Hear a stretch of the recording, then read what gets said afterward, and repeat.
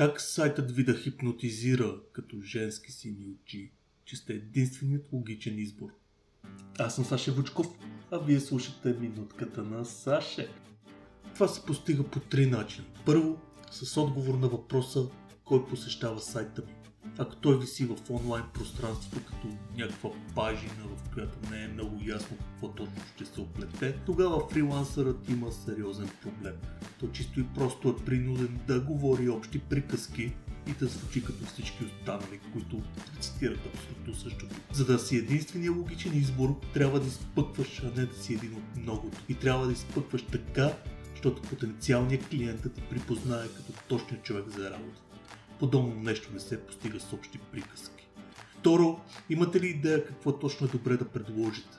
Ако аз си търся графичен дизайнер, за да ми изработи някакъв интересен дизайн на калкулатор, понеже трябва да създам калкулатор, тогава няма никакво значение, че имате някаква представа за мен, ако ми предлагат изработката на плакати или визитки. Тоест, идеята е да имате представа, че точно хора като мен ще отворят домейна ви и в същото време от какво се интересуват тези хора като мен.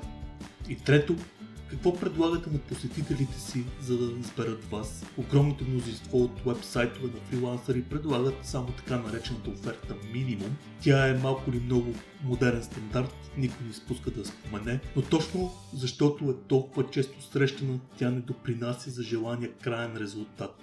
Да бъдете възприемани като единствения логичен избор.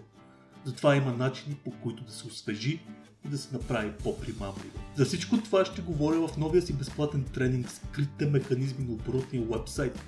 Как да си първи избор на клиента на сред 10 отворени таба с фриланс конкуренти. Ако не сте се записали все още, можете да го направите като отворите линка на тренинга, биосекцията или първия коментар. Местата са ограничени, така че мислете бързо.